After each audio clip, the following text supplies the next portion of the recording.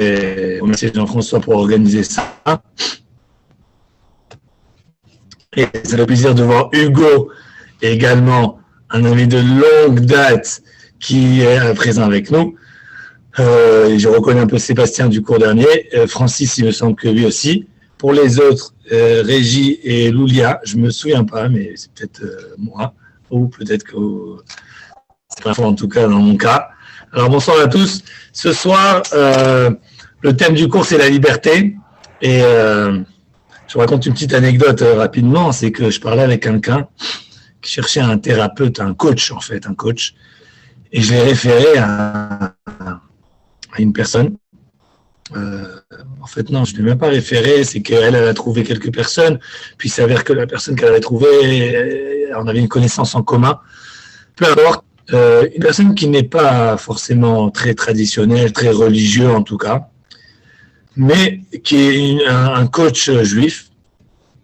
Et lors de la discussion, le coach a fait savoir quand même à cette personne qu'il a appelée comme quoi elle a eu l'occasion d'étudier la chassidoute. Et il s'avère que ces méthodes de coaching vont parfaitement avec les idées de chassidoute.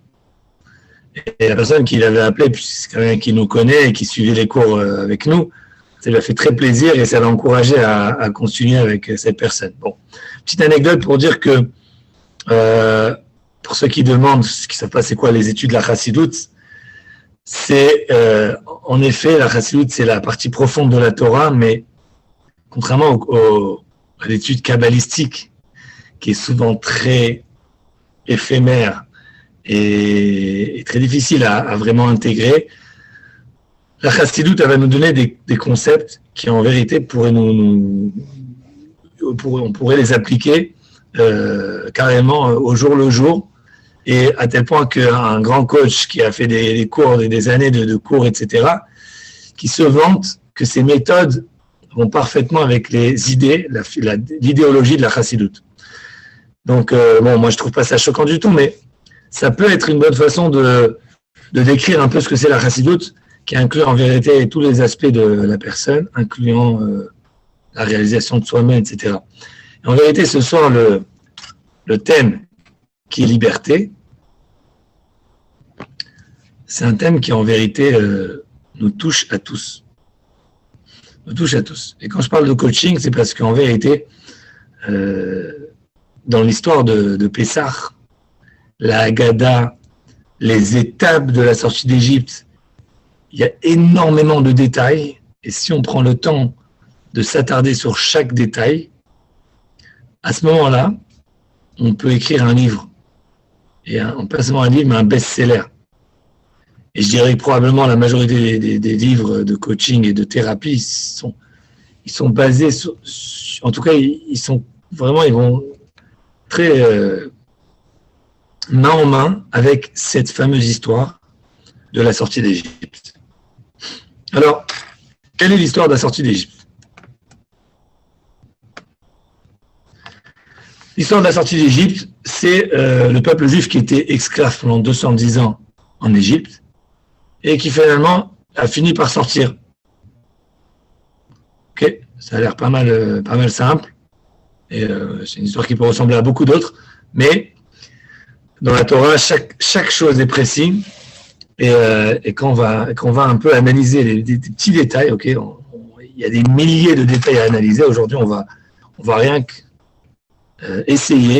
tenter d'analyser une phrase de la Haggadah. Alors, d'abord, j'aimerais introduire tout ça en disant que celui qui a des questions, il faut qu'il soit à l'aise de les poser. Comme ceux qui me connaissent, ils savent très bien que je suis ouvert à toutes les questions. À la limite, pour des questions qui vont être au-dessus de ma connaissance, je vous dirai que j'approfondirai pour le prochain cours. Mais il n'y a aucune question trop bête et aucune question non plus trop dure. Toutes les questions méritent une réponse. Donc, à part ça, s'il y a des termes que j'utilise, en général, j'essaie de traduire tous mes termes, mais s'il y a des termes que j'utilise, n'hésitez pas à demander. Si c'est simplement des termes, on pourra y répondre sur place. Ok, donc la Haggadah, c'est un livre comme ça. Bon, il se présente en différentes sortes. Mais À la base, la Haggadah, c'est une vingtaine de pages. Mais comme vous pouvez le voir, par exemple, ici, c'est une Haggadah qui a beaucoup, beaucoup de pages parce que dans cette Haggadah, il y a quelques explications. Et je peux vous dire, c'est vraiment très basique, les explications, parce que des Haggadot, il y en a à l'infini. Et c'est incroyable comment ce texte de la Haggadah, qui finalement provient d'un écrivain dont on n'est même pas très sûr de son origine.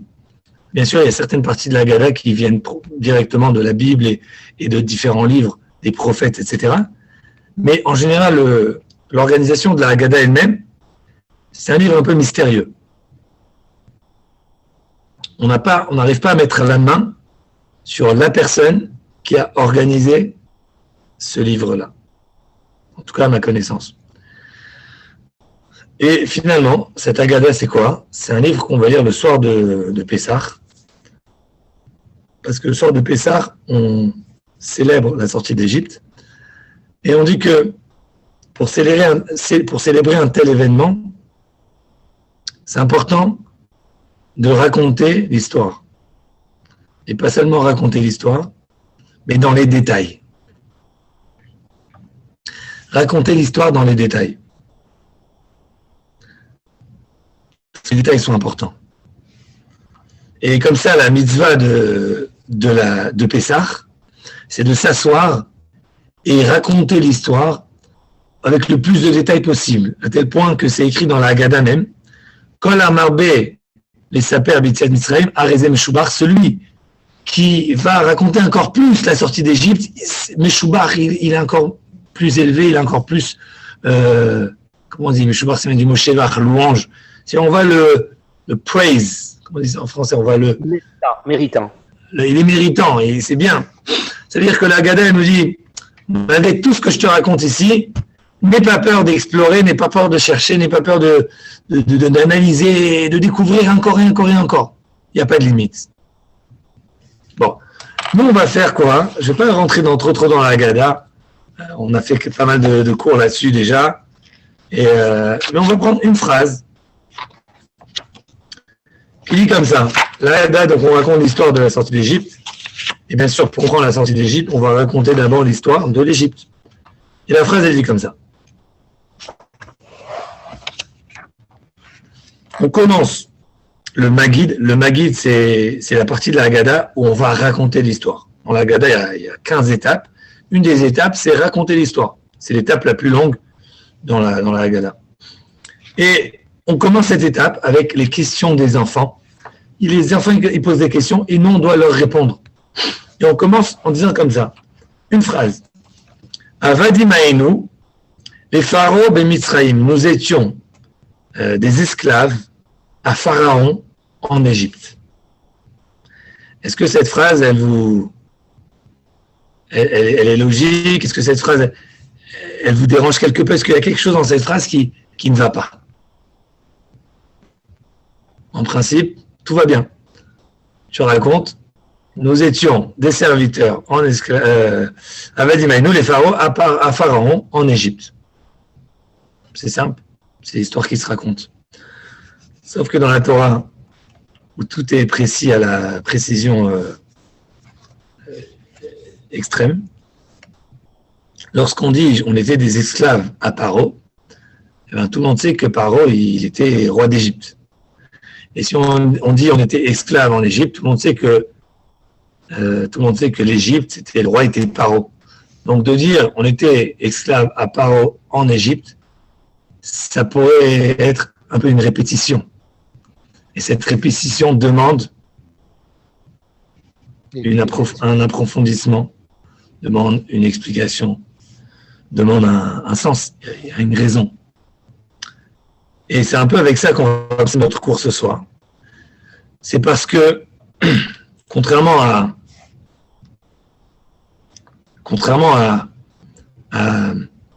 l'aspect extérieur de ce texte qui vient de nous raconter une situation, en vérité, on va voir que dans cette phrase, il y a 4 mots. Avadim, esclaves, Haïnou, nous étions, les pharaons, à Pharaon, et Mitzrayim en Égypte.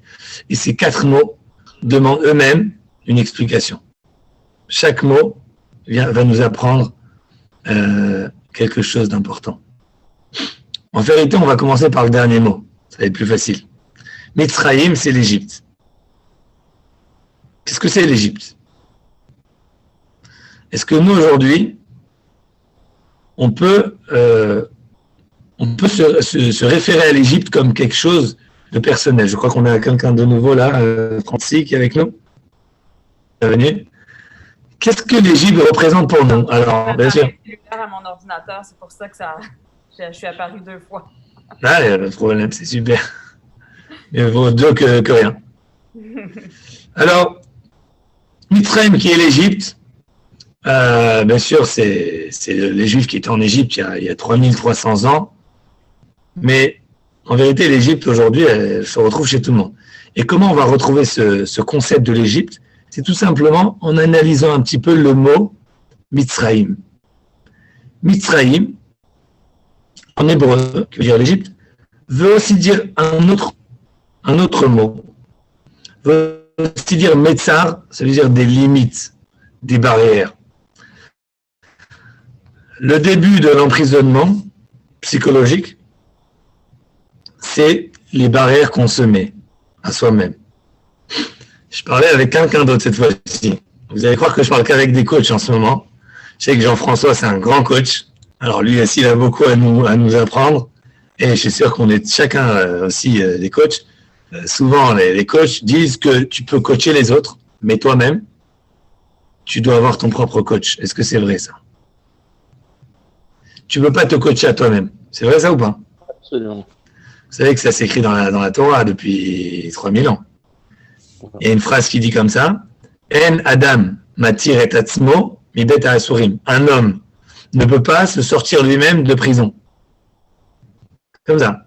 C'est un terme, bien sûr, dans le Talmud, mais qui est aussi un terme qui est repris dans différents, qui est aussi symbolique. C'est-à-dire que quand quelqu'un est dans la galère, il ne peut pas se sortir tout seul dans la galère. Pourtant, si c'est un ami à toi qui est dans la même galère, tu vas savoir exactement quoi lui dire pour qu'il puisse sortir. De la même façon que quelqu'un qui est en prison lui-même, eh ben, le fait qu'il est dans la prison, il n'a plus les moyens de sortir. Mais si lui, il est en dehors de la prison, eh ben, il peut prendre quelqu'un qui est dans cette même prison et le sortir. Peu importe, en payant une rançon, en faisant des démarches politiques, etc. Donc ça, c'est déjà un premier principe qui s'utilise pour le coaching, mais qui s'utilise aussi dans différents domaines. Chacun doit avoir son propre rabbin, et même le rabbin doit avoir son rabbin. OK? Et ainsi de suite dans tous les domaines. Donc, on revient sur le coaching. J'ai une connaissance de ma famille en France cette fois-ci, et quand je lui parlais la semaine dernière, elle m'a dit: je reviens d'une séance de 3 jours de coaching avec, j'ai oublié comment il s'appelle le gars, je pourrais retrouver son nom, attendez, je vais vous retrouver son nom, un gars qui est assez connu en France, et apparemment il... Attends, je trouve son... Bon, ça va venir, entre-temps... Et oui, je crois aussi qu'il s'appelle François. Bon, peu importe. Elle dit comme ça. Elle dit qu'elle a fait sa séance de coaching, 3 jours. Et une des choses qu'elle a appris, qu'elle a réalisé, c'est combien d'idées reçues elle a en tête qui la bloquent dans sa vie. Elle a réalisé combien de croyances, je crois qu'on appelle ça, combien de croyances avec quoi elle vit, qui ne sont autres que des croyances qui la bloquent à elle-même. Ouais, c'est ça, c'est pas loin de François, c'est David Lefrançois. Vous connaissez ce gars-là? Oui. David Lefrançois. Apparemment un grand coach en France, qui a aussi une très très belle histoire que je pourrais partager avec Jean-François à côté, par WhatsApp. Tu veux, tu le partageras avec les autres. C'est une très belle histoire. En tout cas, les croyances qu'on a, c'est ça qui nous bloque. C'est-à-dire qu'avant tout, on apprend une chose, c'est que dans la vie, on a comme un couvercle qui nous qui nous limite. Et ce couvercle, c'est nous qu'on décide où est-ce qu'on veut le mettre. C'est nous qu'on décide où est-ce qu'on pose ce couvercle. Et le plus haut qu'on le met, le plus de chances on se donne. Ça ne veut pas dire que quelqu'un qui va croire qu'il peut être milliardaire, il va être milliardaire, peut-être pas. Mais quelqu'un qui croit qu'il ne peut jamais être milliardaire, ben lui, c'est beaucoup plus certain qu'il ne sera pas milliardaire. Et évidemment, c'est un concept très, très financier, mais c'est un concept qu'on va appliquer aussi dans la spiritualité. C'est ça le but. Je suppose que si on m'avait fait venir, c'est pas pour faire du coaching financier. Ok, mais c'est des concepts généraux. Mitzrayim, c'est quoi? C'est les barrières, les limites qu'on va se mettre. Je vous donne un exemple. Ok, on va faire dans le côté spirituel. Probablement que parmi vous, beaucoup me regardent et disent « Waouh, c'est un grand rabbin ». Ou peut-être pas. Je dis pas. Moi, je suis peut-être pas le grand rabbin, non. Mais vous regardez d'autres rabbins, vous dites « Ah, lui, c'est un grand rabbin ». Dans ta tête, si je te demande « Est-ce que tu penses qu'un jour tu peux devenir comme lui ?» Tu vas dire « Non ». Ok? Bon, moi, je tripe pas trop sur les rabbins. C'est pas trop mon truc, les rabbins. Moi, c'est les guitaristes. Je regarde le guitariste, je dis « Ah, jamais je pourrais être comme lui ». Impossible d'être comme lui. Et comme ça, chacun, il a son rêve et son couvercle. Souvent, ils sont reliés parce que le rêve que tu as est souvent connecté avec ton propre Mitzrayim, ton Égypte, tes limites, tes limitations. Ils vont souvent être reliés avec tes rêves parce que, en fait, les choses que tu rêves pas, bon, tu n'y penses même pas et on les compte même pas. Mais les choses dont tu rêves, tu vas les rêver d'une certaine façon. Et c'est là le problème, c'est quand tu les rêves d'une certaine façon, c'est la façon comment tu les rêves, c'est là que tu définis et tu limites tes capacités. Évidemment, le jeu, c'est quoi? C'est que chaque fois que tu montes, tu dois prendre ton couvercle et le mettre au-dessus. Je ne sais pas si vous connaissez, là, j'ai oublié comment ils appellent ça, je crois. Ils appellent ça un truc ninja, là, un truc ninja, là. Le gars, il a une barre comme ça. Pourquoi il rigole? Jean-François. Comment ça s'appelle ce truc-là, les ninjas, là, tu sais, j'ai oublié d'un truc à la télé, là. Mais moi, je connais. Je ne vais pas y prétendre. Comment il appelle ça? Les Moncheco, non? Non, pas les Munchaku, ça c'est un autre truc. Ça c'était ma jeunesse, ça. J'ai fini les Munchaku. Non, c'est un bâton comme ça. Et tu dois monter le bâton et te lever. Monter, te lever comme ça. Et tu dois monter tout en haut, rien qu'avec un bâton. Sébastien, il connaît ça. Je sais, c'est très connu à la télé. Je ne regarde pas la télé. Ça m'arrive de temps en temps. Mais bon, franchement, j'ai été quand j'étais à Los Angeles. Non, je n'étais pas à Los Angeles. J'étais à New York, Columbus, Ohio. Et on était avec les enfants, c'était justement... bon, bref, il y a pas très longtemps. Et on a été dans un terrain comme ça qui s'appelle le Ninja Gym. Et là, tu as ces exercices-là. Il faut être balèze pour faire ça. Et franchement, j'ai pas réussi à le faire. Mais mon beau-frère, il a réussi. Bon, peu importe. Tu es là comme ça, tu as une barre. Et tu dois te lever, et paf, tu mets la barre, et tu fais comme ça, et tu te lèves, sans rien, sans tes pieds. Hein. C'est le truc, t'as pas les pieds, et tu arrives tout en haut, comme ça. Après, tu dois redescendre. Et si tu rates le truc, tu te casses la figure. Bon, c'est pas très mal, mais peut-être tu peux te faire mal aussi, te tordre la cheville ou quoi. C'est aussi possible. Et c'est où tu veux être un ninja ou tu veux pas être. Faut choisir. Bon. Le concept, c'est quoi? C'est que dans la vie, finalement, on se met des limites, mais bon, idéalement, au fur et à mesure où on avance, on va écarter ses limites. Le problème, c'est que souvent dans la vie, on va se garder ses limites, on ne va pas les bouger. Et là, c'est quand tu retrouves quelqu'un, que tu le rencontres chaque 10 ans, et chaque fois que tu le rencontres, il a exactement l'étape de sa vie. Ça arrive, ça existe. Et malheureusement, c'est pas rare.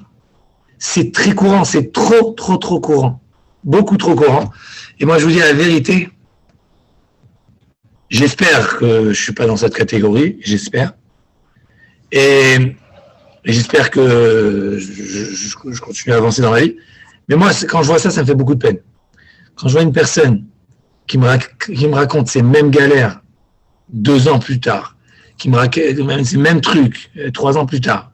Souvent, c'est comme il disait Rabbi Jacob. C'est Rabbi Jacob qui disait ça. Ce qu'il disait, la révolution, c'est comme une bicyclette. C'est pas Rabbi Jacob, ça. C'est qui disait ça. Si ça n'avance pas, ça tombe. J'ai oublié c'est qui disait ça. Ça veut dire quoi? Ça veut dire que dans la vie, finalement, si tu n'avances pas, tu recules. Ce qui donne quoi? C'est une triste réalité que je vois malheureusement tous les jours.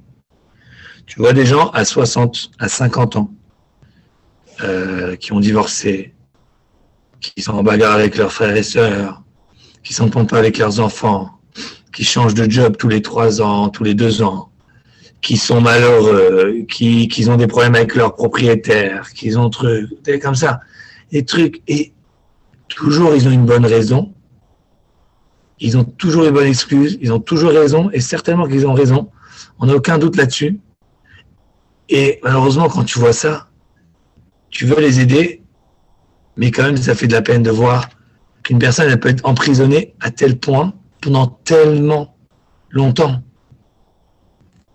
Tellement longtemps. Et ça, c'est ce qu'on appelle le Mitzrayim.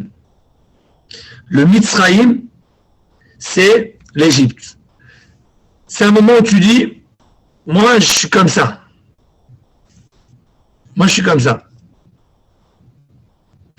Et souvent, bon, je ne vais pas trop rentrer dans la psychologie, là, mais j'ai une vraie envie de rentrer dans cette psychologie, parce que souvent, le Mitzrayim, c'est finalement une excuse que les gens ils se donnent.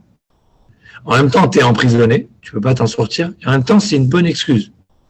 Je te donne un exemple. Quelqu'un qui a du mal à être à l'heure à un rendez-vous. Je ne parle pas de moi. Hein. Jean-François, il dit, ça fait la 2e fois qu'il est en retard. Je ne me rappelle pas si j'étais en retard la dernière fois, probablement que j'étais en retard. Et tu as de la chance, si je suis en retard que 5 minutes, c'est que j'ai fait un énorme effort, ok? J'aurais pu être en retard 15 minutes. Alors, tu as intérêt à... Bon.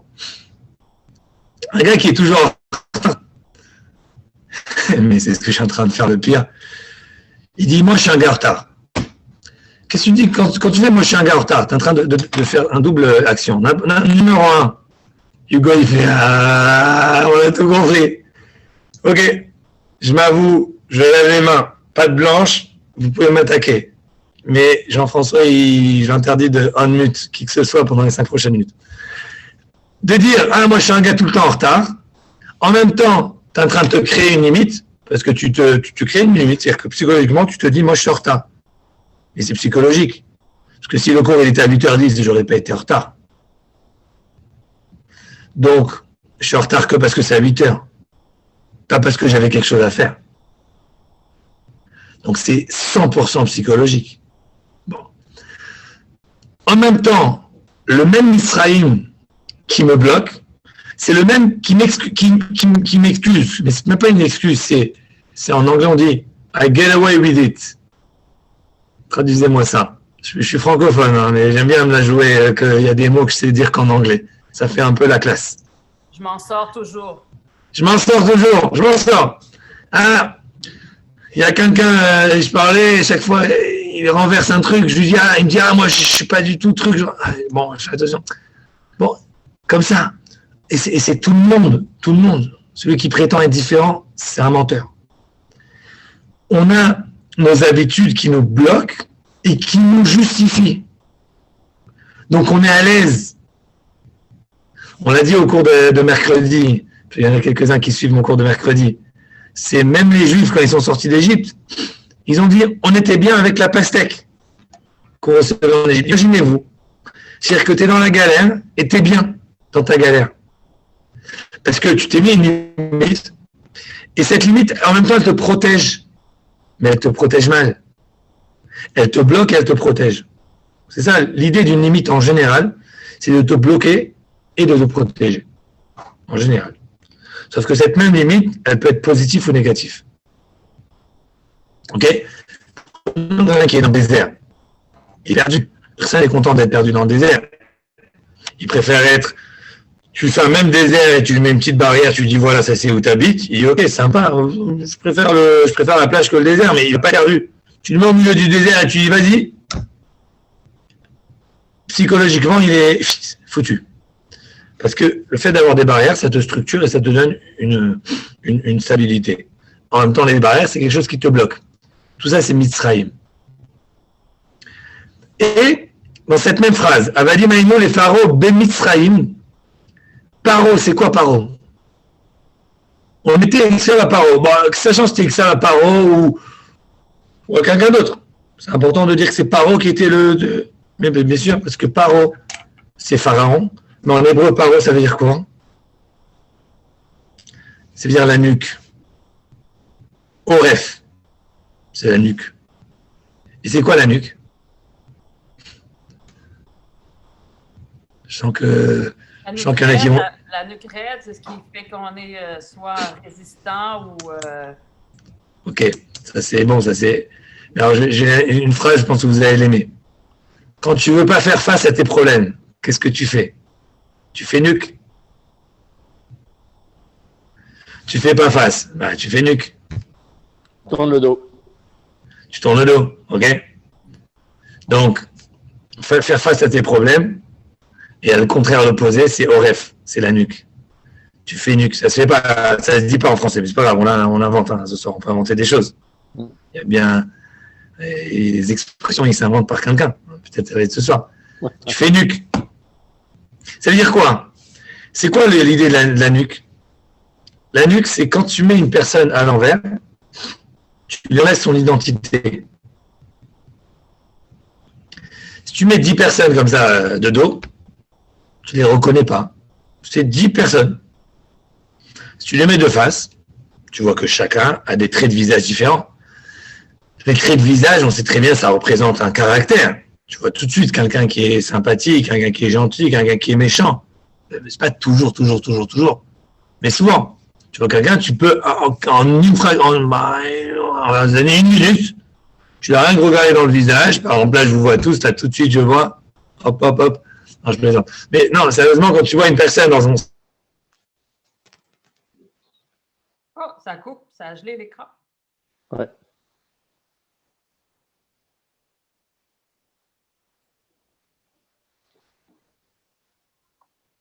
J'entends, Franzi? Oui. Oui, ça a gelé. C'est juste le rave qui est gelé. Ouais, c'est un peu comme... Oh, excusez. L'image a gelé pendant 30 secondes, peut-être juste répéter. Ouais. Ah, ça me dit que mon Internet, il n'est pas très stable. Pourtant, je ne sais pas pourquoi. Vous étiez rendu qu'on rencontre quelqu'un une minute, on peut analyser, puis c'est là que ça a coupé. Ah d'accord, ça tombe bien, ce que j'ai dit, j'ai regretté. Et puis j'ai dit, comme je suis en live, je ne peux pas. Maintenant, ça tombe bien. Ok. J'étais en train de décrire ici tous les gens, mais j'ai aussi dit des trucs pas gentils. Alors, on est bien. Ok. Le concept de mettre les gens par la nuque, ça veut dire de leur enlever leur personnalité, de les rendre des numéros. Ok. Je comptais pas faire cette comparaison ce soir, mais ça me vient. On sait bien ce qui a voulu rendre des numéros les gens, et surtout les juifs, c'est Hitler. Ok, à l'Holocauste, une des grands trucs, c'était de rendre chacun un numéro. Donc, c'est le même concept. Paro, c'est en même temps, c'est Mitzrayim, ça te limite, c'est-à-dire toi, tu ne pourras pas bouger. Et en même temps, ça t'enlève ton identité. C'est-à-dire que finalement, toi, tu n'es pas mieux que quelqu'un d'autre. Tu n'es pas moins bien que quelqu'un d'autre. Tu n'es pas mieux, tu n'es rien qu'un numéro, tu es une nuque. Tu n'as pas ta personnalité. Et ça va de soi. Parce que le moment où on se met ce Mitzrayim, cette limite, eh bien, évidemment, si on s'empêche de dévoiler notre potentiel, évidemment, on n'a plus aucune existence. On n'est pas différent des autres. Qu'est-ce qui me rend moi différent? Qu'est-ce qui me rend moi différent des autres? Parce que moi, par exemple, je suis enseignant. Quand je suis enseignant, je vais donner mon cœur, je vais faire des choses, je sais pas, je vais faire des trucs qui sont différents. Si tu me dis, je viens, j'enseigne, et moi, je ne peux rien rajouter à l'enseignement tel qu'il est écrit dans les livres, à ce moment-là, que moi, je viens enseigner ou que quelqu'un d'autre vient enseigner, c'est la même chose. Du coup, autant fort que je suis juste une nuque. Je suis une duplicata d'un humain qui existe. Combien on a d'humains sur Terre? 7,5 milliards, je pense. 8 milliards. 8 milliards. Tu vois, 8 milliards d'humains. Alors pourquoi nous, là, on est 10, là, 15, ou je sais pas quoi, dans le truc? Pourquoi nous, on est différents? On n'a rien. Ça, c'est Paro. C'est Paro. Il nous rend tous des nuques et il nous rend tous des nuls. Ça marche ça en plus. Ok?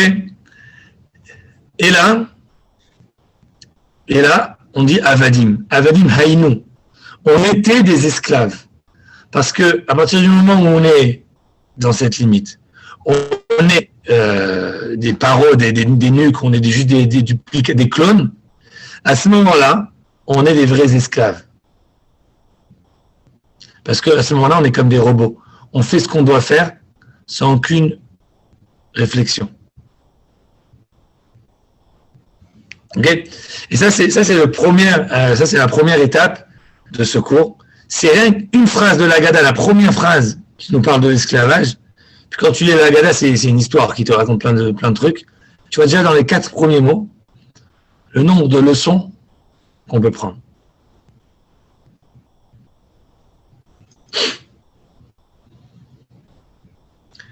Le verset, l'Agada continue, Vayetsienu Hashem Elokeinu Misham. C'est Dieu qui nous a sortis de là.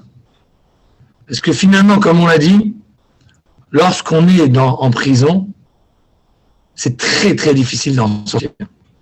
Ça prend Hachem, ça prend Dieu qui vient nous aider. Okay? Alors maintenant, on va rentrer un peu plus maintenant sur le processus de la sortie d'Égypte. Okay? Donc maintenant, encore une fois, on est tous, à un moment donné dans notre vie, on est tous dans cette situation. C'est quoi la situation? C'est l'Égypte.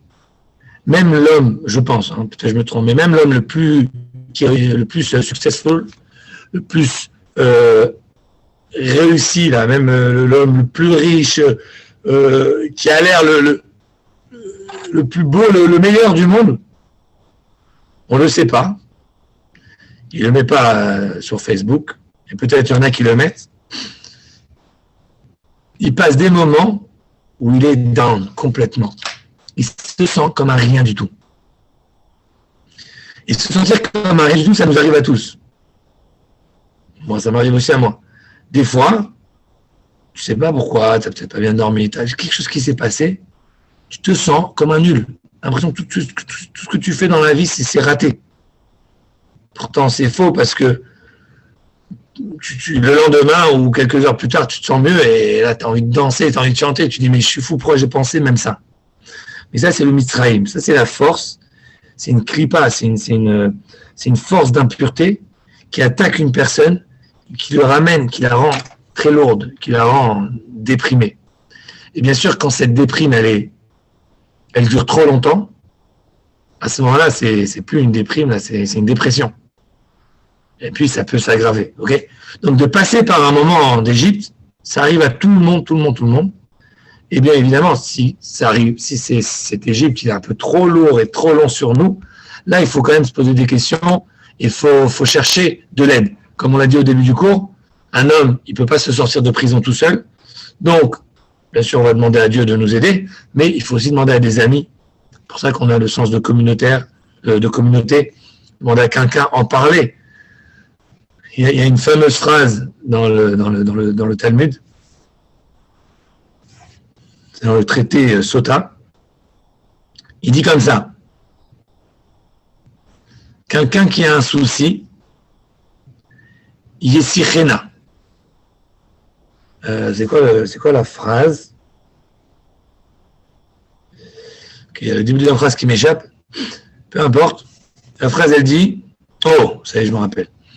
De'aga belev ish, une phrase dans le Michelet, dans un des livres du roi Salomon. De'aga belev ish, un souci dans le cœur de quelqu'un. Yesichena, il va. Bon, qu'est-ce que ça veut dire Yesichena? Très intéressant, parce que dans le Talmud, ça nous donne 2 explications sur le mot Yesichena. Et les 2 explications, ils sont opposés. Je ne sais pas si parmi vous, vous avez trop étudié le Talmud, mais si c'est le cas, vous avez tout de suite compris qu'il n'y a rien de choquant.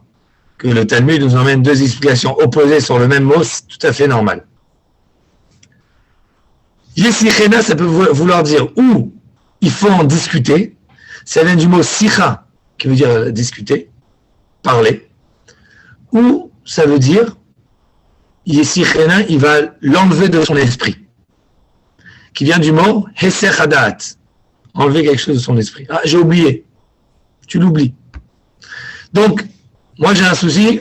Daga Belavish, le Talmud il dit Yesichena. C'est quoi? Ou tu en parles ou tu l'oublies. C'est un peu opposé. Là, il est dans la tête. Ou on en parle. Donc, tu sais, quand tu parles de quelque chose, tu le creuses encore un peu plus. Ou tu l'oublies. C'est l'opposé. Tu ne peux pas faire les deux en même temps.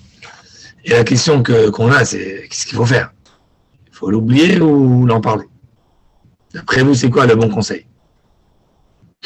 C'est les deux à la fois, parce qu'il y a des choses dont il ne faut pas parler, il vaut mieux oublier, et d'autres choses dont il faut absolument percer à obtenir une réponse. Je ne sais pas, moi je pense à ça, mais peut-être que c'est pas ça.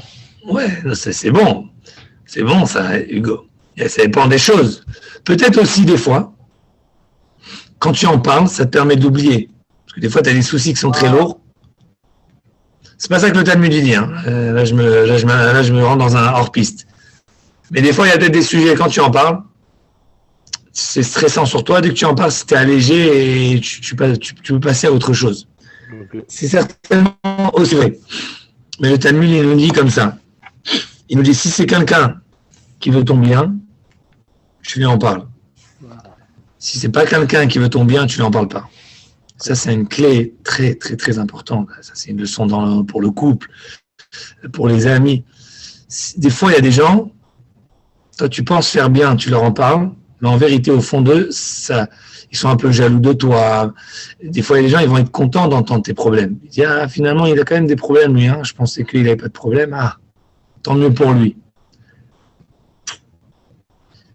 Comme on dit en anglais, wake up and smell the coffee. La vie est belle, mais c'est comme ça. Donc, il faut faire très attention quand tu as un souci. Il faut le partager. Mais avant de le partager, il faut s'assurer que la personne avec qui tu vas partager, c'est comme une personne qui se considère toi-même. Ta souffrance va le faire souffrir. Et ta liberté va le libérer. Pas le contraire. Ta souffrance va le libérer et ta liberté va le faire souffrir. Ok? Donc ça, c'est une clé aussi encore qu'on apprend ce soir. Et évidemment, dans la vie, il faut créer ces gens-là. Ça se crée. Quand j'ai parlé tout à l'heure d'élargir son Mitzrayim, d'élargir ses barrières, c'est aussi une façon d'élargir ses barrières. Travailler sur des relations solides. Des gens qu'on se sent connectés et qu'on ne sera à l'aise de partager un souci si malheureusement un jour ça arrive. Il ne faut pas attendre que le souci arrive et puis dire personne n'est là pour m'aider. Ça ne marchera pas. Il faut vivre. Il faut réaliser qu'une vie, elle ne peut pas vivre tout seul. Ça se vit avec les gens autour de soi. Le jour où on découvre ça, c'est le début de la liberté. Vraiment. Je vous dis ça, encore une fois, c'est basé sur la Torah. Il y a une histoire comme ça. Une histoire de la Bible que Moshe Rabbeinu, il marchait et il a vu deux juifs se bagarrer. Vous connaissez cette histoire? Un, il a levé la main sur l'autre. Il n'a pas frappé encore. Il a levé la main et il a dit, ah, je vais te frapper. Et Moshe, il a dit, pourquoi tu as frappé ton ami? Et là, Moshe, il a dit, maintenant je comprends pourquoi ils sont esclaves, pourquoi ils sont asservis, pourquoi ils sont emprisonnés. Et c'est écrit que Moshe, il a eu très peur à ce moment-là. Il a dit, c'est possible qu'ils vont jamais mériter à sortir. Par rapport à ce que je vois, je peux voir que c'est possible que le peuple juif va rester en Égypte tout le temps, ne sortira pas d'Égypte. Pourquoi? Quoi, c'est tellement grave, tu as une petite bagarre avec un ami. À la fin du monde. Il y a des choses plus graves dans la vie qu'une petite querelle avec un copain. C'est quoi la réponse? C'est qu'en vérité, la clé de la liberté, c'est la connexion avec l'autre. Que ce soit le mariage, que ce soit pour d'autres, autre chose. Être capable de se connecter avec un ami, avec une personne, de manière forte et sentir qu'on n'est pas seul dans notre trajet, ça c'est une clé très très très importante. Et quand Moshe il voit deux juifs qui se bagarrent, il dit si ils n'ont pas cette connexion, c'est possible qu'ils ne sortiront jamais. Parce que c'est une condition inséparable de la liberté.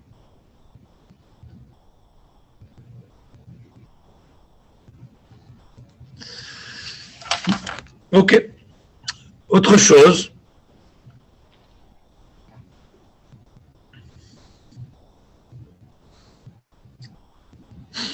Il faut réaliser que quand on se trouve nous-mêmes dans cette Égypte, on n'est pas forcément conscient à quel point cette Égypte est lourde et pesant sur nous.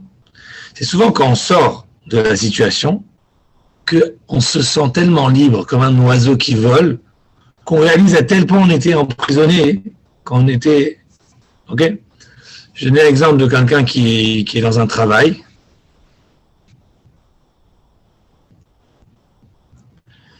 Bonne question. On a une question ici. Est-ce que c'est pour ça que seulement 20% du peuple est sorti? Alors, tu sais quoi? C'est intéressant parce que là, j'ai pas pensé à cette question, mais c'est probablement relié à ça. Mais c'est relié aussi peut-être à la suite à ce que je suis en train d'expliquer maintenant. Parce que quand on est dans le Mitzrayim, on n'est pas conscient. C'est-à-dire que les 80% du peuple juif qui n'ont pas mérité de sortir, c'est peut-être aussi des gens qui n'avaient pas la conscience qu'ils étaient en Égypte. Et ça, je vous assure, les amis, je suis certain que vous l'avez vécu dans votre vie. C'est obligatoire. Remettez votre vie en arrière. Vous avez des situations qui étaient mauvaises pour vous. Et vous avez vécu 1 mois, 6 mois, 1 an. Des fois, on peut vivre 10 ans. 10 ans. Et je parle pour moi aussi. Il y a des situations, un certain travail que j'avais qui était bien. Je ne dis pas qu'il était mauvais. Mais qui me mettait des limites et qui ne me permettait pas à faire, à m'épanouir, à faire dans ma vie vraiment ce que je suis capable de faire.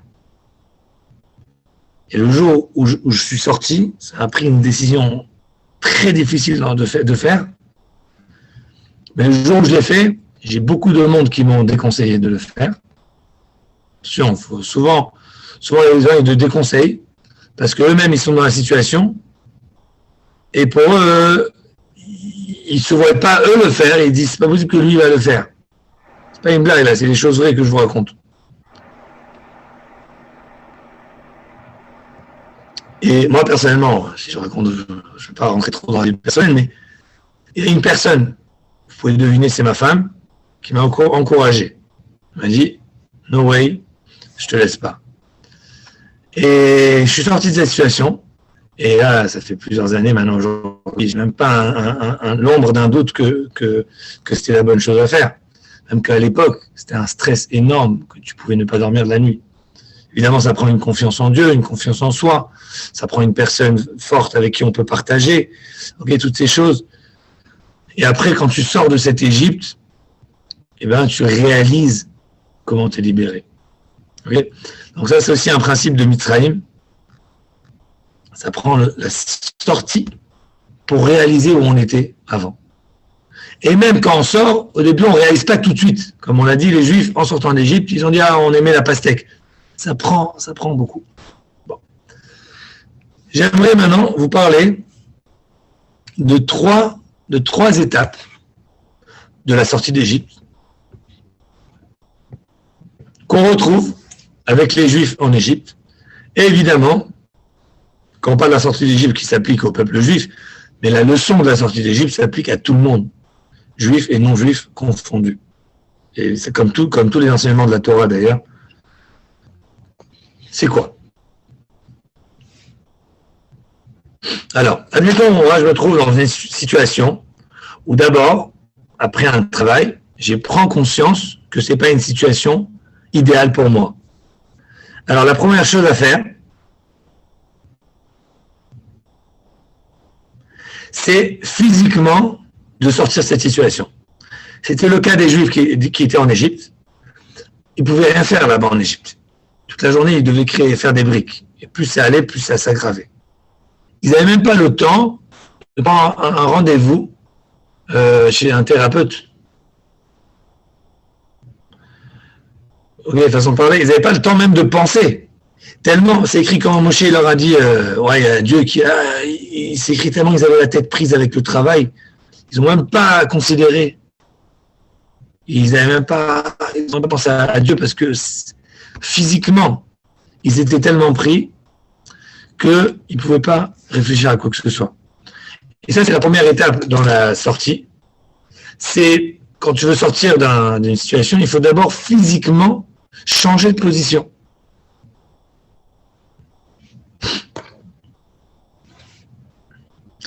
Quand physiquement tu as changé ta situation, à ce moment-là, il te faut aussi un détox psychologique. Parce que pendant longtemps, tu as vécu dans une situation, et même si physiquement tu es sorti, ton esprit il n'est pas encore prêt à changer. Encore une fois, ça c'est des choses tous les jours, des milliers, un nombre énorme de gens. Si tu prends la majorité de la population, tu leur demandes quels sont tes rêves. Moi, mon rêve, c'est de faire ça, de faire ça, de faire ça. Ok. Est-ce que tu penses que tu peux y arriver? 99%, même s'ils te disent oui, au fond d'eux, ils pensent que non, ils ne peuvent pas y arriver. C'est une réalité, ça. Et pour changer cette croyance, c'est pas seulement sortir de cette position physique, mais ça prend psychologiquement un changement. Et c'est ce qu'on fait, c'est ce que les thérapeutes ils font, les coachs, etc. Bon, je dis pas qu'il faut tous aller, moi je suis pas trop thérapie, et même coach, je dis pas, coach c'est un grand mot. Par exemple, quand tu étudies la Torah, c'est aussi un moyen de reformer ton esprit. Quand tu lis un livre, donc quand je dis le mot coach, ça ne veut pas dire forcément aller prendre un rendez-vous chez un coach, même que probablement que souvent c'est la chose à faire. Mais ça veut dire ton cerveau lui donner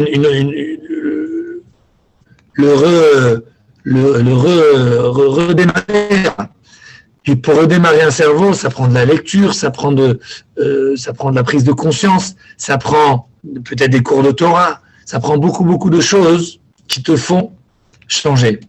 Aujourd'hui, j'ai reçu une bonne nouvelle.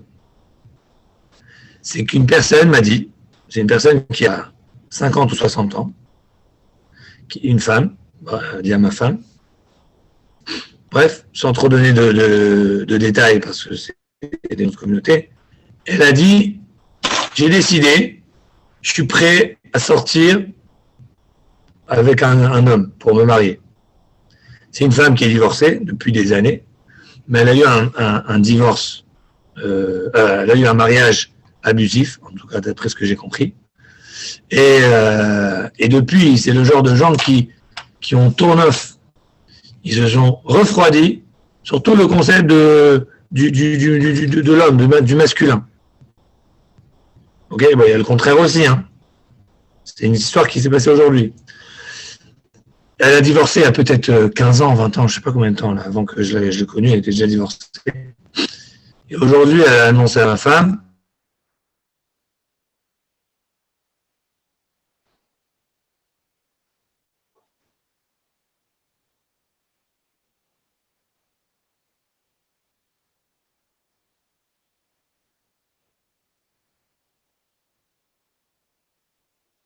l'action physique. Est-ce qu'on m'entend?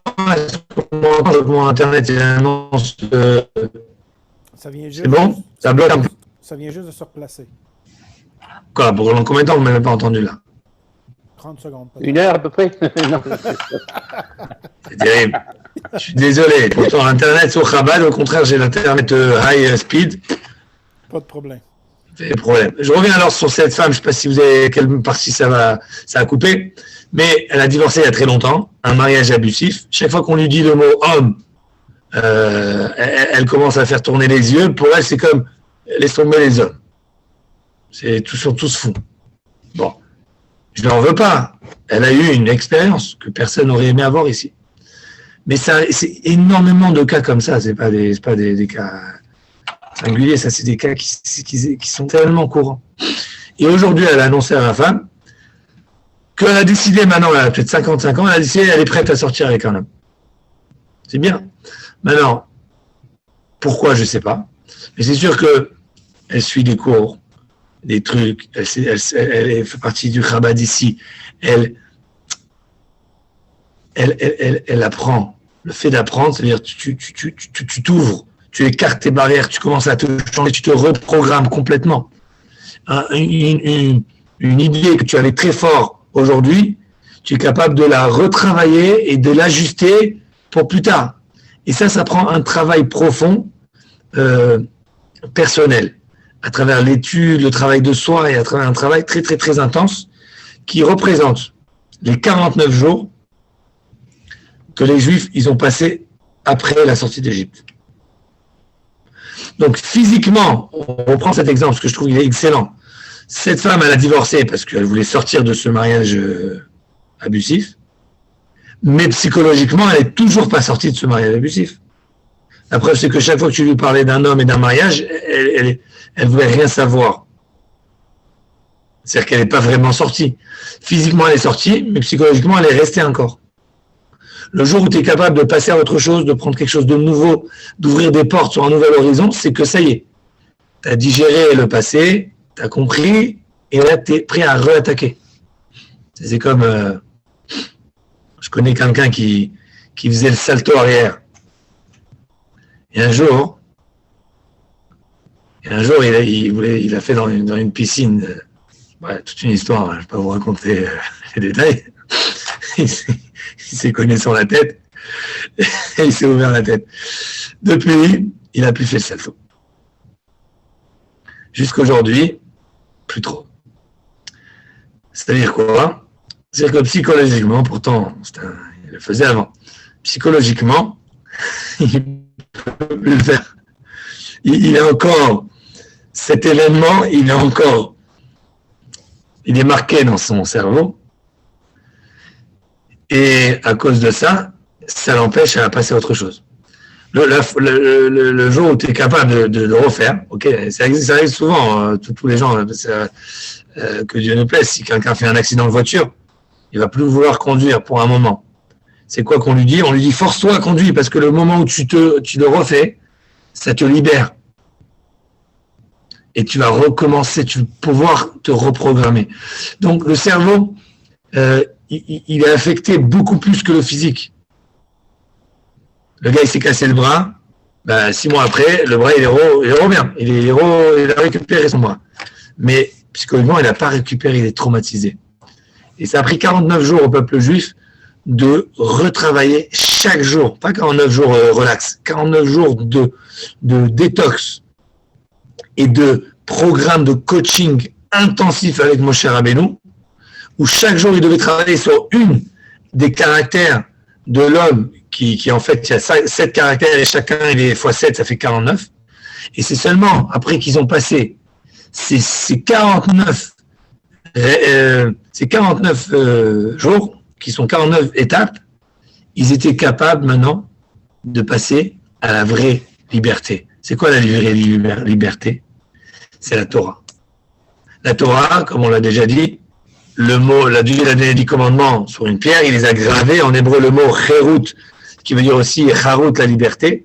Cette Torah, c'est elle qui rend la personne libre. Pourquoi? Elle repousse tes limites, elle t'apprend à réfléchir, t'apprend à aller plus loin. C'est ça.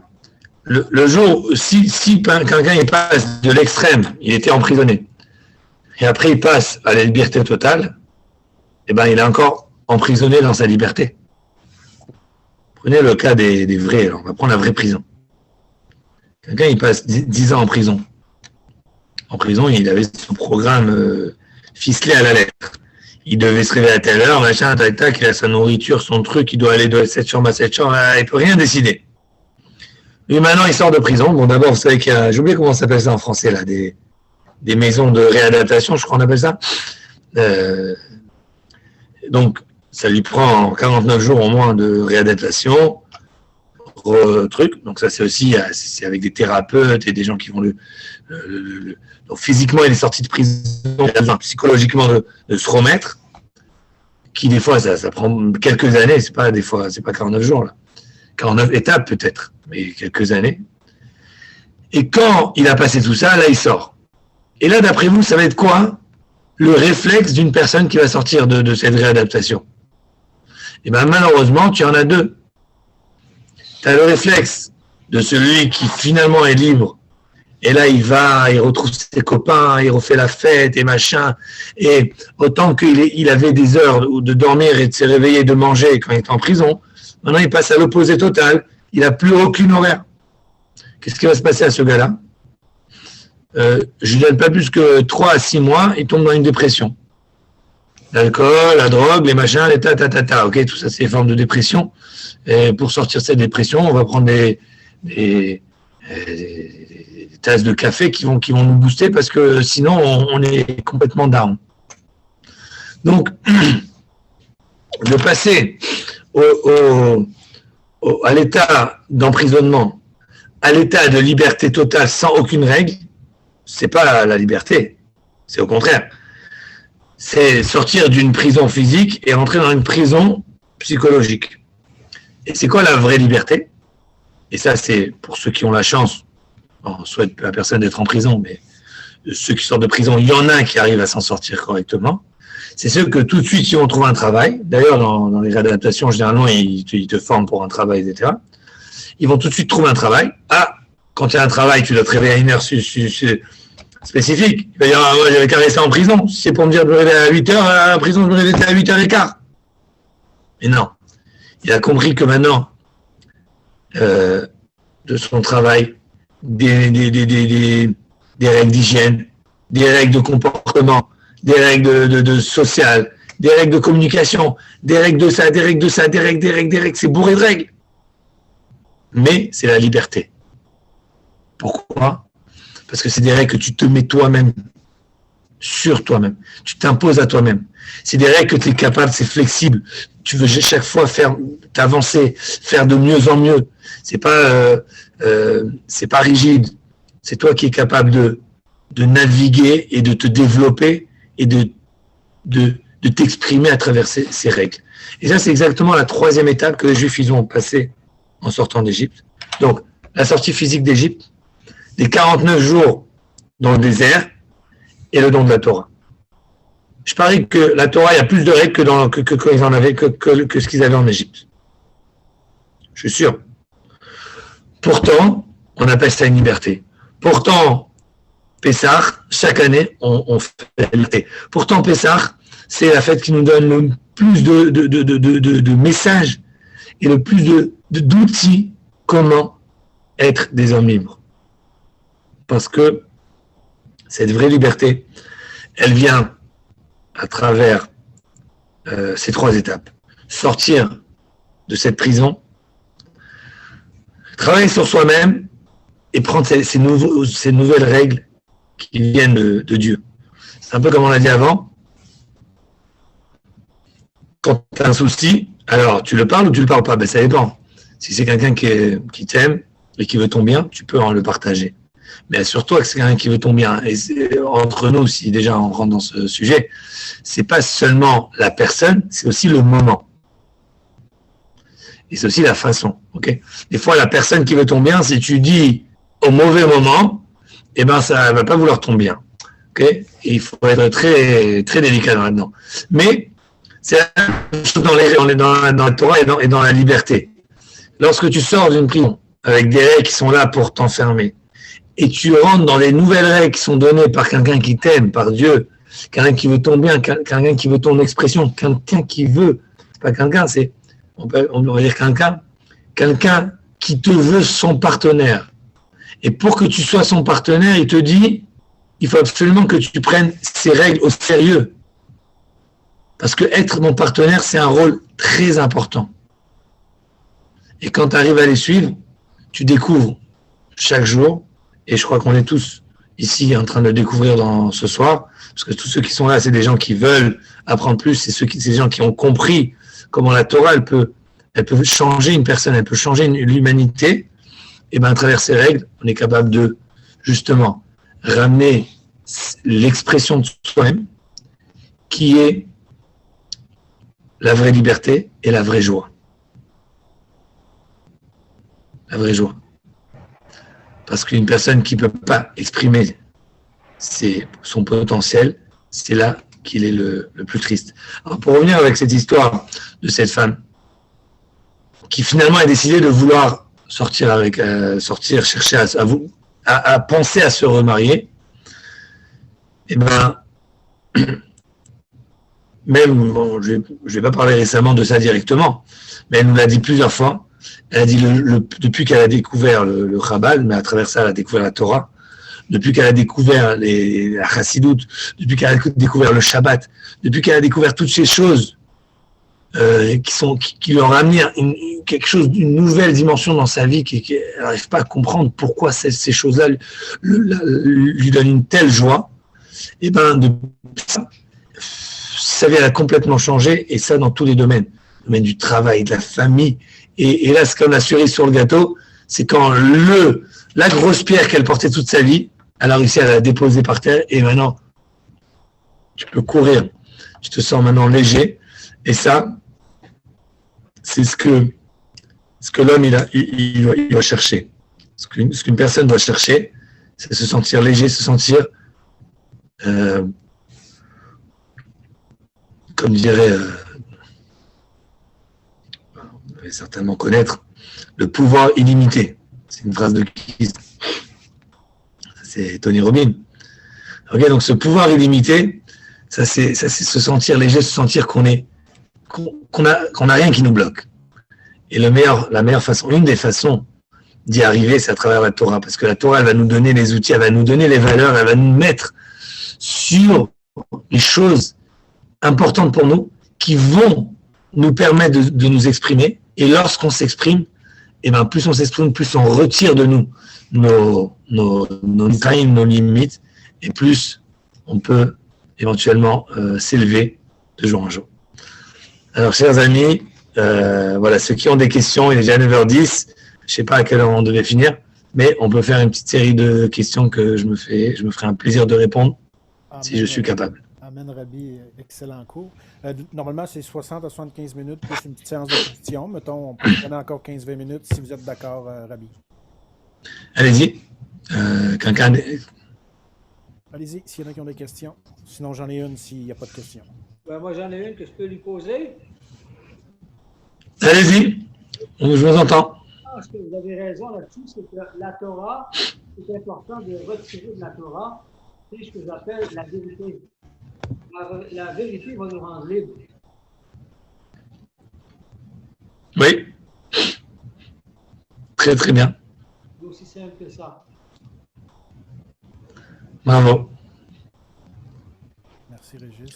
Est-ce qu'il y a Jean-François, il a une question? Oui. Puis après, Sébastien, je pense qu'il y a une question. Vas-y, Sébastien, en premier. Je vais donner la parole à ceux qui ont moins l'occasion de poser. Bonjour, bonsoir. Ma question commentaire. On parle de limites. On est dans une forme, on est dans un corps, on a une limite, c'est normal. Au fur et à mesure qu'on avance dans la vie, parce qu'un exemple, on pourrait se mettre une limite pour dire qu'on veut être à côté de Dieu, puis on veut dialoguer avec, on veut le toucher. Mais par contre, on sait qu'il est abstrait, donc cette limite-là, on peut la mettre très haut, mais en même temps, je pense qu'il y a des étapes à suivre. C'est qu'on peut se mettre des limites, ou Dieu va nous mettre peut-être des limites par rapport à ce que nous autres, on a besoin de sport, ou il va s'adapter et dire. Parce que des limites, en année, si tu la mets très haut, ça peut arriver qu'il y a une intensité qui t'arrive, puis Dieu va dire, ben, OK, il veut en prendre, on va y en donner. Puis là, tout d'un coup, tu dis, wow, wow, wow, t'as peu, là, ça va trop vite. Ça va trop vite dans la vie, j'ai trop de choses qui arrivent. À un moment donné, il faut sortir un peu de ça. Donc, la limite, est-ce que ça peut arriver aussi que Hachem décide qu'en année, il impose certaines limites à nous autres aussi pour pas qu'on y aille trop vite et qu'on prenne le temps d'avancer dans la vie aussi. Donc, est-ce qu'il y a quelque chose par rapport à ça? Alors, OK. Alors, c'est une question qui est très générale. Je vais essayer d'y répondre avec deux aspects. Numéro un, on retrouve ce sujet qui est ramené dans les discours du rabbi souvent, où le rabbi nous parle des grands sages, des grands maîtres comme Abraham, le roi David, Moshe, etc. Après, Dieu, il dit comme ça, excusez-moi, le rabbi, il dit, chacun en nous, on a un petit Moshe. Ça, c'est un discours que le rabbi avait fait en 1950. Le premier discours que le rabbi avait fait. Il parlait d'Abraham, il parlait de Moshe. Et le rabbi dit comme ça, il dit, chacun de nous doit aspirer, doit espérer atteindre ce niveau. Et le rabbi continue, il dit, mais c'est bête. Est-ce que nous, on va penser que c'est peut-être une orgueil de penser que moi, je peux devenir comme Moshe? Alors, le rabbi, il dit comme ça, il faut savoir où est-ce qu'on est dans la vie, il faut savoir qu'on n'est pas Moshe, et que probablement on n'y arrivera jamais, et qu'on est très loin d'être au grain de Moshe. Mais quand même, le comportement de Moshe va être un exemple pour nous, et on doit essayer de l'imiter. Et peut-être un petit peu, on va pouvoir l'atteindre. Donc en effet, il y a un certain jeu de cordes entre pousser nos limites et en même temps connaître où est-ce qu'on est dans notre vie. Ça, c'est un premier aspect, comment y répondre. Et comme je dis, le rabbi, il traite cette question, en fait. Il dit, en même temps, il faut dire, je veux être comme Abraham. En même temps, il faut dire, écoute, tu es loin d'être Abraham. OK? Bon. Maintenant, il y a une deuxième chose aussi. C'est que il y a le temps qui joue. Des fois, c'est une question de temps. C'est-à-dire, il faut savoir qu'avec le temps, prenez l'exemple de Rabbi Akiva. Akiva, c'est un homme qui, jusqu'à 40 ans, il n'avait pas appris un mot de Torah. Et il a décidé, il a vu une goutte qui tombait sur la pierre, il a dit, si la goutte, elle peut creuser la pierre, alors c'est sûr que la Torah, elle peut rentrer dans ma tête. Et à 40 ans, il a été étudié, apprendre comment lire le Helvet. C'est une personne qui s'est pas découragée en disant, moi, je peux pas devenir un tzaddik, je peux pas devenir un rabbin. Les rabbins, depuis qu'ils sont petits, ils sont baignés dedans. Il a dit non, il n'y a rien qui m'arrête. Et il est arrivé. Donc, il y a aussi une question de temps, c'est une question de se mettre les objectifs. Mais, évidemment, entre les deux extrêmes, il y a le juste milieu. Okay, parce que, comme j'ai dit tout à l'heure, c'est malheureusement quelque chose qu'on voit régulièrement. Des gens qui ne bougent pas, c'est-à-dire qu'ils sont dans une prison, dans une limite, et ils sont dans ces mêmes problèmes d'année en année sans bouger. Donc, évidemment, l'idée, c'est pas commencer à s'envoler, à faire et fabuler, comme on dit, mais c'est de réaliser qu'on est capable de changer, que la situation où je suis aujourd'hui, dans 5 ans, je vais peut-être me moquer de moi-même. Tellement que j'aurais changé. Et dans 5 ans plus tard, je vais encore me moquer de moi-même, je vais dire, attends, je croyais là que j'étais déjà fait quelque chose d'extraordinaire, mais c'était rien par rapport à ce que j'étais vraiment capable et à ce que je suis arrivé aujourd'hui. Et plus tard, j'ai continué. Donc c'est vraiment une attitude où dans la vie, tu réalises profondément que tu peux changer. Quand tu vois quelqu'un de grand, tu ne te sépares pas de lui, tu dis je peux être comme lui. Alors maintenant, il y en a, ça dépend qu'est-ce que tu appelles grand pour toi. Okay, c'est une question de définition. Chacun comment il définit la grandeur. Mais quand tu vois quelqu'un de grand devant toi, eh ben, la majorité des gens, ils vont mettre une barrière, sans s'en rendre compte, ils vont dire, bah, lui, moi, jamais. Et il y en a d'autres qui vont dire, je peux aussi. Et je vais faire pour. Si j'y arrive ou pas, ça c'est Dieu qui va décider. Mais moi, je vais faire ce que je dois faire pour y arriver. Juste avant que Julia pose sa question, moi je voulais savoir, après c'est toi Julia, tu pourras préparer ton micro. Je voulais savoir, on parle de liberté, Là, ce soir, grâce à votre cours, je comprends le lien entre Pessa et la fête de Shavuot. Mais Pessa, Shavuot et Sukkot, où ce que tout le peuple juif allait au temple ensemble. Mais aujourd'hui, il n'y a plus de temple. Donc, je veux savoir si lors du troisième temple, nous, les Bnei Noach ou en tout cas, peu importe, là, on va dire les non-juifs, est-ce qu'on va être concernés dans les 3 prochaines fêtes lorsque l'humanité va être reconstruite avec l'avenue du Mashiach ou ça n'a pas de lien, les 3 fêtes, avec la liberté? C'est une bonne question, ça. Alors, ta question, c'est est-ce que techniquement vous. Ok, je vais répondre de manière un peu plus. On répond ensemble, ok? Parce que des fois, les réponses, je ne sais pas tout de suite, mais. Ok.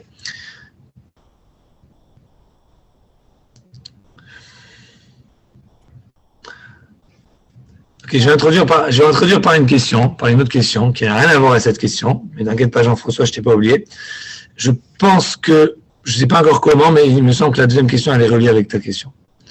Quelqu'un qui m'a posé une question cette semaine, d'ailleurs c'était un non-juif, un Ben Noach, quelqu'un qui est très proche du Chabad, sans être lui-même juif. Cette personne m'a demandé, elle m'a dit, j'explique à mes enfants,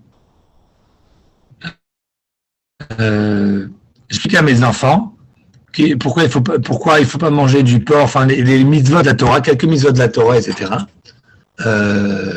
Bon, en tout cas, comme ça qu'elle a posé la question. Elle m'a dit, mon fils, il me demande pourquoi la Torah interdit de manger du porc, et je ne sais pas quoi lui dire. C'est quoi la réponse? C'est une bonne question, ça, non? Pourquoi il ne faut pas manger du porc? Mais parce que. Ok, je pensais que c'était une question. Ah non, mais vas-y. Tu peux, vas-y. Ah, ce que j'aurais répondu peut-être, c'est que justement, celui qui a créé le ciel et la terre, les animaux, c'est lui qui sait quels animaux sont propres à la consommation de l'homme et ceux qui ne le sont pas, il les a créés pour une autre fonction. Ok, très très bonne réponse. Les conseils alimentaires bibliques qu'il faut respecter autant que les conseils alimentaires du médecin. Encore plus, évidemment, au-delà des conseils alimentaires du guide canadien alimentaire ou de médecin quelconque, Dieu est au-dessus de tout. Donc, il a mis ses conseils alimentaires dans la Bible, qui sont des lois, plus que des conseils. Techniquement, il faudrait les prendre en haute considération au-dessus de tout. Okay. Très bonne explication. Julia, je pense qu'elle voulait dire quelque chose. Ben moi, je rajouterais peut-être parce que, compte tenu que tout est prophétique, chaque acte qu'on fait, ça apporte quelque chose de prophétique. Alors, si on consomme les animaux qui peuvent nous impacter prophétiquement, on va avoir le résultat comme ça. Puis c'est pas conseillé par notre créateur parce qu'il sait où ça va nous amener. C'est quand même les raisons pourquoi c'est interdit, mais ça touche quand même ce sujet-là des limites. Absolument. Je voulais apporter mon commentaire, justement, c'est qu'il y a des limites qui sont négatives, et il y a des limites qui sont positives.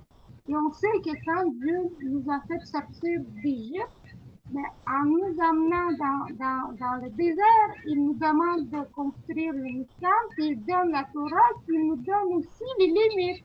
Mais ces limites-là pour la vie et pas pour la mort. Tandis que le Mitzrayim, c'est vraiment la mort. Ici, on sait qu'il représente le système de conception mentale, de psychologie et la philosophie qui nous rend nuls.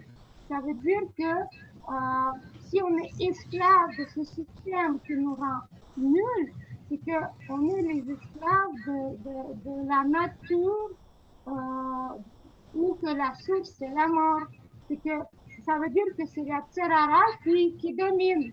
Donc si on veut sortir les étapes à suivre, comme vous avez dit, d'abord c'est la prise de conscience, ensuite c'est la prise de position, et ensuite c'est les actes concrets qu'on va suivre, les instructions que Hachem nous donne.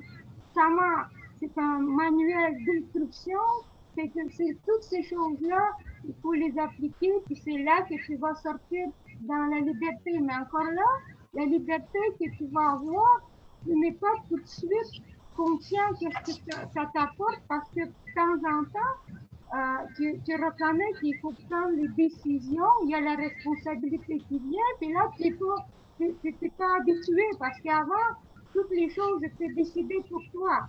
Donc là, tu te dis, j'étais plus confortable avec ma prison parce que j'étais pas obligée de prendre les responsabilités, d'avoir des engagements, toute cette affaire-là. Là, j'étais comme longé nourrie quasiment. Je pensais plus à rien. Il fallait juste que je remplisse les tâches qui étaient demandées. Oui, très. La liberté, c'est très bien dit. C'est les limites aussi. C'est les limites pour être esclave, mais pour une bonne chose. C'est comme ça que je le vois, c'est ce commentaire-là que je voulais apporter. Très, très bien, très bien. Je crois que Franzi voulait dire quelque chose aussi. Je ne sais pas si je prononce bien le nom. Franzi, oui. Franzi, ok.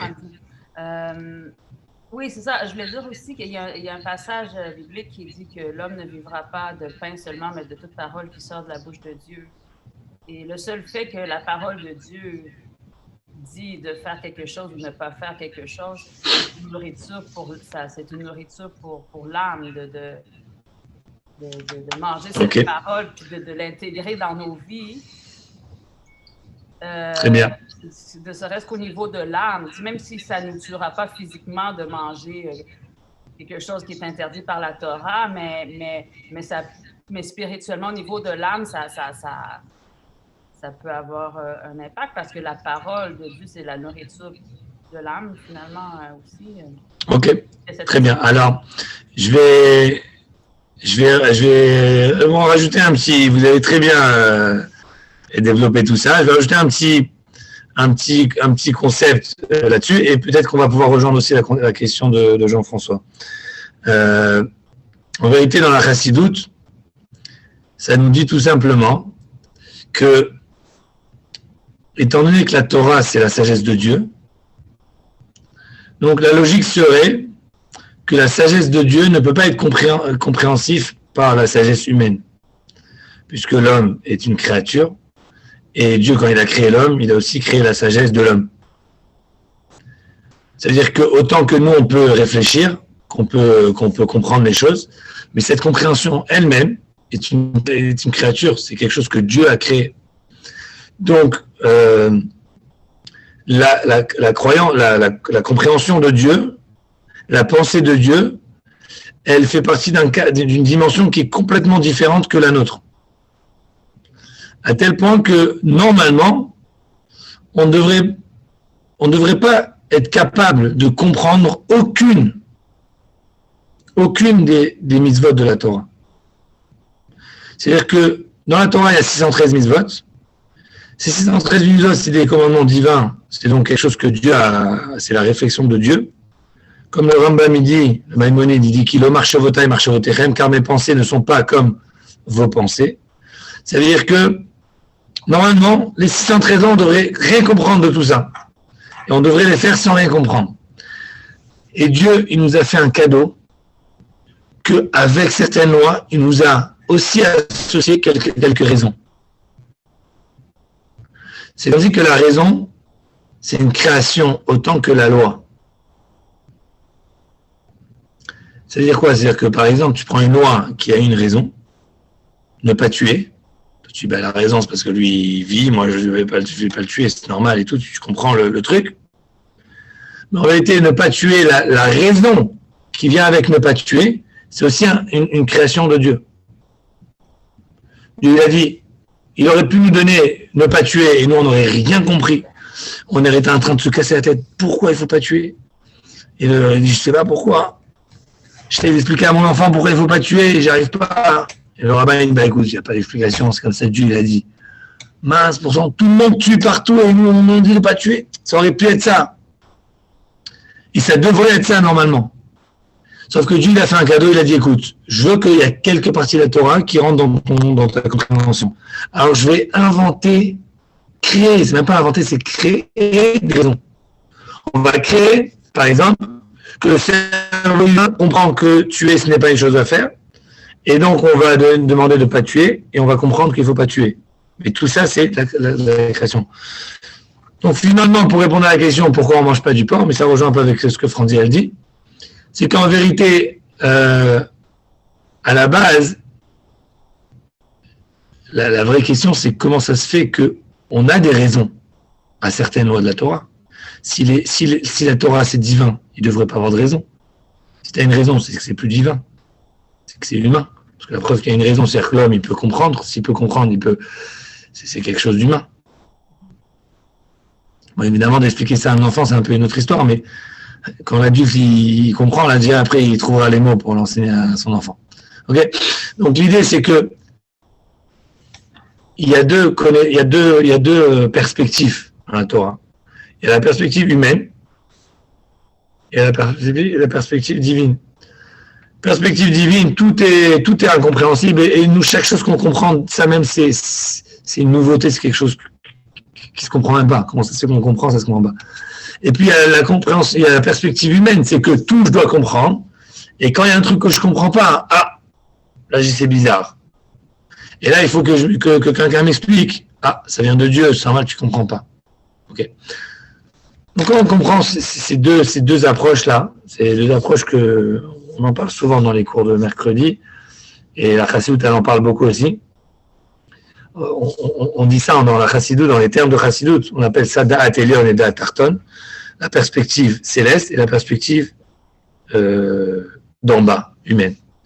Il y a aussi un autre terme dans la Chassidoute, il y a un terme qui dit Yesh Me'ain, ex nihilo. Yesh, ça veut dire inexistence, Ain de rien. Donc la Chassidoute, souvent, elle emploie ce même terme, Yesh Me'ain, mais à deux niveaux différents. Soit on dit le monde, c'est une créature qui vient de rien, parce que le monde il est physique, mais avant ça il n'y avait pas. C'est un Yesh Me'ain, c'est créer une existence. Par exemple, une table, bon, pas une table, mais quand Dieu il a créé le monde, et ben c'est pas comme moi je crée une table, je prends du bois et je le transforme en bois, en table. Dieu il n'y avait rien et il a créé le monde de rien. Il a parlé et c'est venu. Ça c'est le concept de créer. Sinon, ça ne s'appelle pas créer, c'est quoi créer? Créer, c'est qu'il n'y a rien et tu le fais. S'il y a quelque chose et tu le fais, eh ben, c'est plus créer. C'est inventé. C'est inventé, voilà. On appelle la création dans le terme moderne, mais c'est pas créer. Tu n'as rien créé, tu as joué avec les couleurs et tu as joué avec les formes et tu as fait un truc nouveau. Tu n'as rien créé. Dieu est dans le créer, mais que l'homme est dans le faire. L'homme fait des choses. L'homme est fait. Okay. Donc, quand tu parles de créer, c'est ce qu'on appelle dans la Chassidoute, Yesh Me'ain, quelque chose, une existence que tu fais de rien.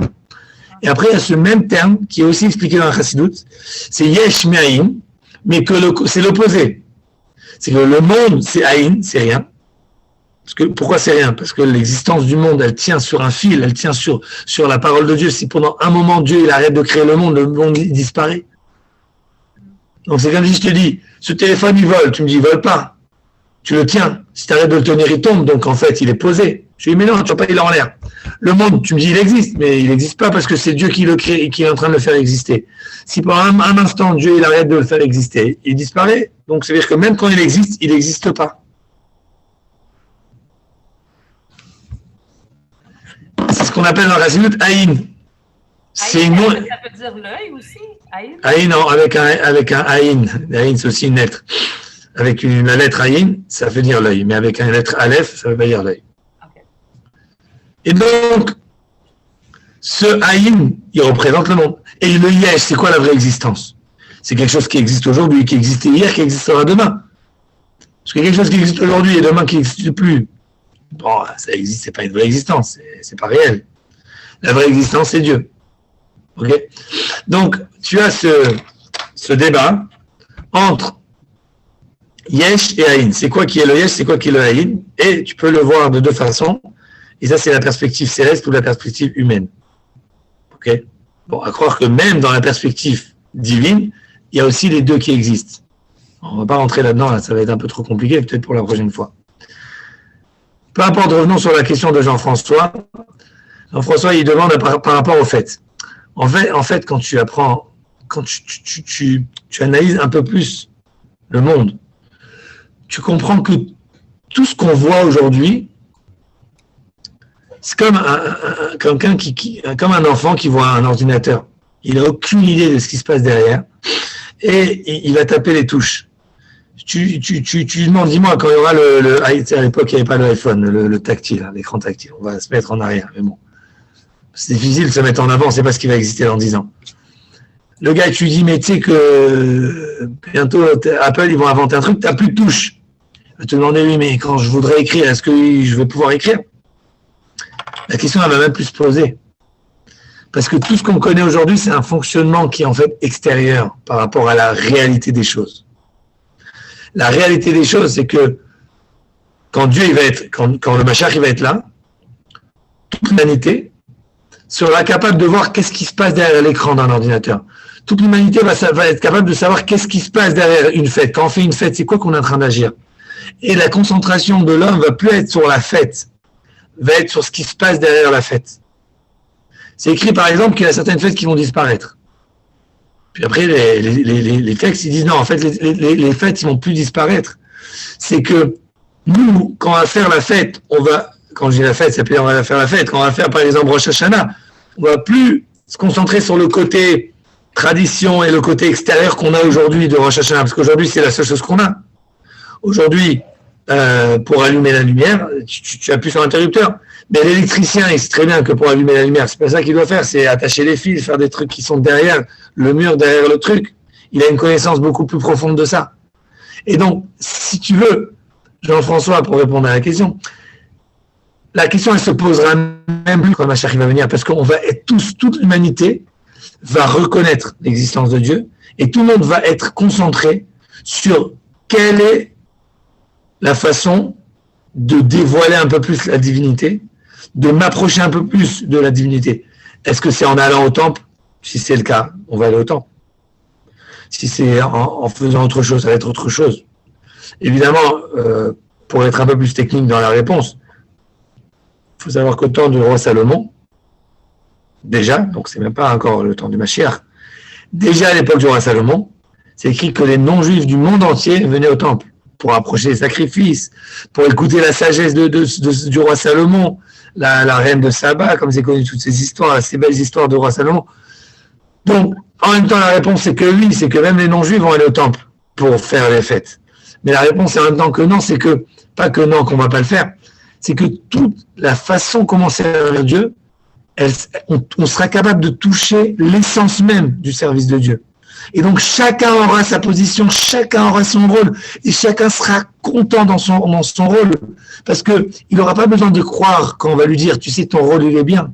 Il va le vivre, il va le voir, il va voir directement l'effet de ce qu'il fait dans sa vie, comment ça fait avancer le monde, comment ça fait avancer l'humanité. Merci beaucoup. Est-ce qu'il vous reste encore du temps pour une dernière ou deux dernières questions? Ou... Moi, oui. Ma femme, je ne sais pas. Non, je plaisante. Allez-y. On pourrait terminer peut-être avec Franzi et Julia. Là. Je voulais juste un point moins rapide. Dans Zacharie 14-16, ça dit que tous ceux qui resteront des nations vont devoir monter à Jérusalem. Attendez, je google. Non, mais allez, continuez. Pour célébrer la fête des tabernacles. Donc, ça dit de toutes les nations qui vont rester contre Jérusalem monteront chaque année pour se prosterner devant le roi, l'Éternel des armées, le Mashiach, donc, et pour célébrer la fête des tabernacles. Donc, on voit Merci. Le prophète Zacharie que, oui, les nations vont devoir, au moins cette fête-là. En tout cas, les autres peut-être vont être vécues, comme vous venez de l'expliquer, de façon plus, je ne vais pas dire naturelle, là, parce que ça va l'être aussi, mais... En tout cas, merci pour le... Très, très bien. Venesfu elav kol hagoyim. Venaru elav kol hagoyim. Quand ça dit que tous ceux qui resteront de toutes les nations devront monter à Jérusalem, parce que ça dit au verset 17, s'il y a des familles de la terre qui ne montent pas à Jérusalem pour se prosterner devant le roi, l'Éternel des armées, la pluie ne tombera pas sur elle, sur la nation. Moi, j'ai l'impression que c'est... Parce que ça m'étonnerait que ce soit tout le peuple de les nations qui prennent l'avion à Jérusalem. Mais il faut que le représentant de chaque nation monte pour célébrer, pour qu'il y ait la bénédiction sur son pays. OK. Alors, il faut savoir, il y a plusieurs choses qu'il faut savoir.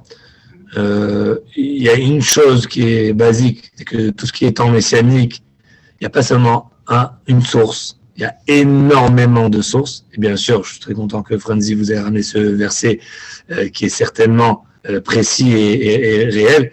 Mais il y a vraiment le concept du Mashiach. C'est un des concepts les plus complexes dans le judaïsme, qui sont basés sur différentes sources et c'est très large, très large. Ça, c'est un. Numéro 2. Il faut comprendre quand le Mashiach va venir, la vérité sera dévoilée. Donc, on n'aura pas besoin de convaincre qui que ce soit. Dans Zecharia, ça dit que celui qui ne viendra pas, il aura ça, etc. Il y a aussi plusieurs étapes dans la venue du Mashiach. Il y a un certain moment où il n'y aura pas de besoin de punir qui que ce soit. Parce que quand la vérité elle est devant toi, tu n'as plus besoin de... C'est comme aujourd'hui, si je te dis que certains aliments, ils sont pas bien pour ton corps, ok, tu dis, les chips, tout ça, le junk food, c'est pas bien. Il faut convaincre une personne. Admettons maintenant quelqu'un, tu crées une machine, que chaque fois que tu manges, tu vois toute la nourriture qui se répartit et tu vois les effets directs de ce que tu es en train de manger. Personne jouera à manger ou à boire du coq et des choses comme ça, à moins que la machine va prouver qu'il y a aussi du bien. Okay. Donc le concept du Mashiach, il faut comprendre, c'est un concept où c'est pas, on va pas être là en train de convaincre qui que ce soit. Le jour où on doit convaincre quelqu'un, c'est que le Mashiach il est pas là. Quand le Mashiach il est là, on n'a plus besoin de convaincre personne. Et si tous les goïms ils veulent venir, les goïms quand on dit en hébreu les goïms c'est les peuples, si tous les peuples du monde veulent venir à Jérusalem, il y aura de la place pour tout le monde, parce que c'est aussi écrit quelque part d'autre que Jérusalem va s'étendre sur toute la terre d'Israël et la terre d'Israël va s'étendre sur tout le monde. Et c'est aussi écrit quelque part d'autre qu'au temps du temple, quand tous les Juifs venaient au temple, il y avait de la place pour tout le monde. Pas parce que la dimension était assez grande, c'est parce qu'il y avait un miracle, que les gens y venaient et il y avait de la place, ils rentraient. Et au moment où ils devaient se prosterner, et ben comme par hasard, il y avait 4 coudées autour de chacun, alors qu'ils étaient serrés pendant toute la prière. Au moment où ils devaient se prosterner, tu as besoin de te mettre un peu plus en horizontal, il y avait la place pour tout le monde. Donc voilà, juste pour ajouter un peu sur cet esprit, puisqu'on a parlé un peu du Mashiach, voilà, on a touché un peu le sujet. Merci beaucoup, Rabbi. Julia, avec la dernière question pour libérer le Rabbi pour que sa femme puisse lui souhaiter. C'est la liberté, on va fêter la liberté, là, faut... Non, mais c'est pas une question, c'est plutôt peut-être une petite partage, comment que je comprends. Souvent, j'entends ça que Dieu a créé l'homme, mais moi, comment je comprends qu'il a créé le corps où l'homme réside, mais l'essence de l'homme, c'est pas cette formation du corps, parce qu'il a quand même soufflé l'âme. Et quand il a soufflé, pour moi, qu'est-ce que ça signifie? C'est que ça fait partie de lui, il nous a engendrés. C'est comme si une partie de lui qui était mise dans ce corps-là qui était justement formé.